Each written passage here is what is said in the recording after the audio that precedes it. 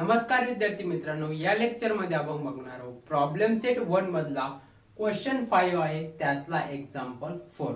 Question 5 काय म्हणतो, solve the following equation by Cramer's rule. हे दोन इक्वेशन दिलेले आहे आपल्याला, ते क्रॅमर्स रूलनी किंवा डिटर्मिनंट मेथडनी सॉल्व करायचे.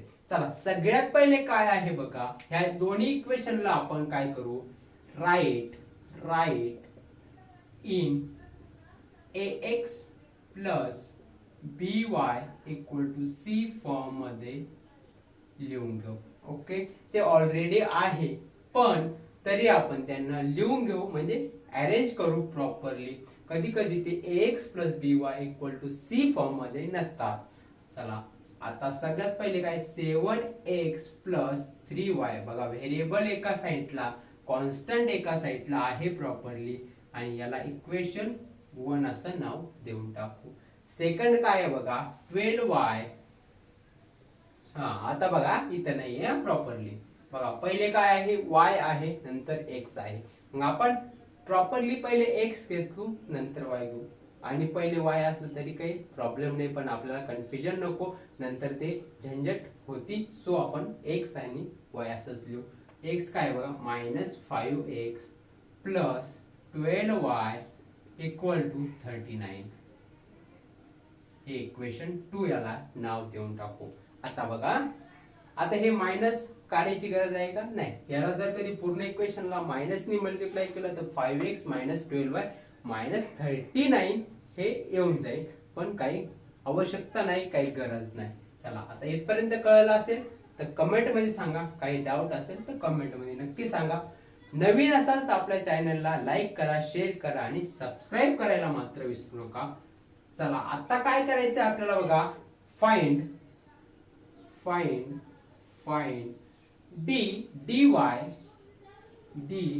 dx and dy च्या व्हॅल्यू काढायच्या आहे. तुम्ही लिहा फाइंड dx dy. सगळ्यात पहिले काय करू आपण, d फाइंड करू.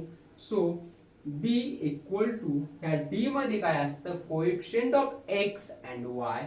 x चे कोएफिशिएंट काय बघा, 7 - 5 प्लस, आणि y चे कोएफिशिएंट काय, 3 12. आणि हे करताना साइन घ्यायचे, प्लस आहे तर लिहायची गरज नाही, पण मायनस आवर्जून लिहावा लागतो, नाहीतर व्हॅल्यू चुकतात. आता बघा, 7 × 12 मायनस 3 × -5. काय, असा मल्टिप्लिकेशन डिटर्मिनंट सॉल्व करण्यासाठी तो फॉर्म्युला आहे. सोको 12 × 5 = 60, 12 × 72, 12 × 84, minus 5 × 3 -15. Okay, minus plus minus किती येणार, प्लस येणार. सो 84 प्लस 15 किती येणार, 84 plus 15 84, 10, 94, 5, 99. So d equal to आला 99. इथे लिहितला मी, चालतंय जागा नसल्यामुळे, पण d इक्वल टू 99 भेटला आपल्याला. आता सिमिलरली dx काढायचा आहे आपल्याला. dx मध्ये जा x चा कोएफिशिएंट आहे तिथं असते कॉन्स्टंट काय आहे बघा, 15 आणि 39. आणि y चे जे कोएफिशिएंट आहे ते जसे तसे. y चे कोएफिशिएंट काय आहे बघा, 3 12. आता करा multiply, 15 × 12 minus 3 × 3 × 39. Okay, equal to, solve करू. हे 5 × 5 = 60, 0 6 12 12 6 18.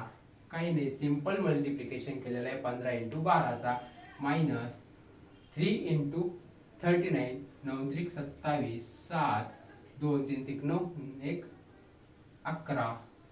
ओके, सिंपल आहे. आता 180 मधून 117 मायनस करा. 10 तून 7 गेला 3, त्याला 8 तून 2 गेले, किती राहिला 6, आणि 1 तून 1 गेला 0. आलं इथपर्यंत 63. सो dx भेटला आपला 63. dx भेटला 63. आता काय फाइंड करायचे dy. सो dy फाइंड करताना x चे जे कोएफिशियंट आहे ते जशाच तसे. x चे कोएफिशियंट आहे 7 आणि -5. y च्या कोएफिशियंटच्या जागी काय घ्यायचे कॉन्स्टंट 15 39 हे constant. So 7 into 39 7 into 39 minus 15 into -5. Okay. आता सॉल्व करा. 7 into 39 7 7 7 49 7 8 56 7 9 63 3 6 7 3 21 आणि 6 21 आणि 6 27. ओके. सिंपल आहे. तुमच्यासाठी मी सांगतोय की कॅल्क्युलेशन कसं करायचं. असल्या जागी इथल्या इथं जास्त तुम्ही आता 39 into 7 असं करत बसू नका, कारण की यामध्ये टाइम वाया जातो. इथल्या इथेच कॅल्क्युलेशन करायचे. आता 15 15 चौक 7 15 5 75 -75.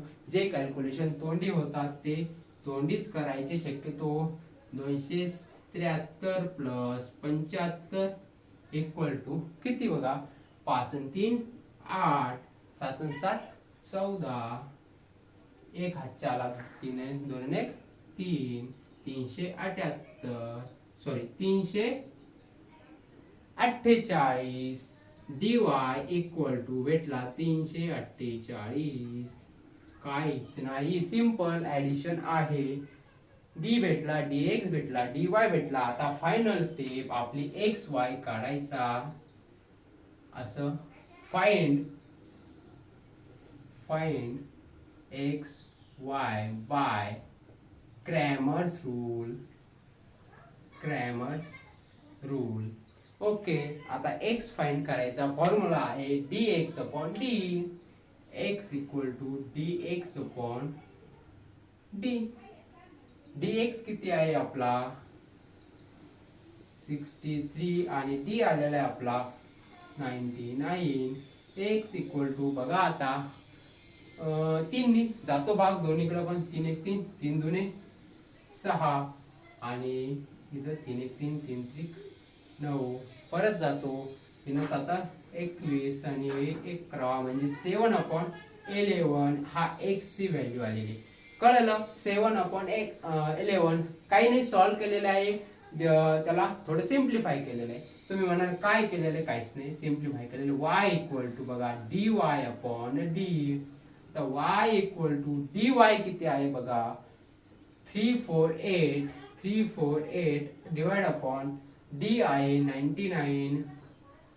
99. आता भाग जातो का बघा, नाही जात. सो तुम्ही याला सिम्प्लिफाय करा. गेलं तर वेल अँड गुड, नाही गेलं तर y इक्वल टू आपला 348/99 हा y ची. सो फायनली 8 आणि 4 12 आणि 3 12 3 15. सो आपल्याला इथं मला वाटतं ह्या याला 3 भाग जाऊ शकतो. बघा देऊन बघ तुम्ही 3 1 3 3 1 3 3 सकून 18 आणि खाली 3 3 3 3 9 3 3 9 116/33. x भेटला 7/11 y भेटला 116/33. ओके. आणि finally find the solution of this equation is order pair x y equal to x च्या समोर x ची व्हॅल्यू y च्या समोर y ची व्हॅल्यू.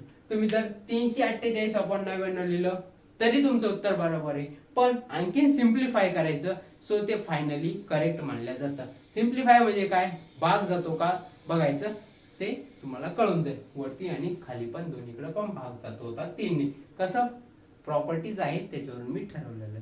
चला, अशाच व्हिडिओसाठी आपल्या चॅनलला लाईक करा, शेअर करा आणि सबस्क्राईब करायला मात्र विसरू नका. भेटूया नेक्स्ट व्हिडिओ मध्ये. तोपर्यंत धन्यवाद.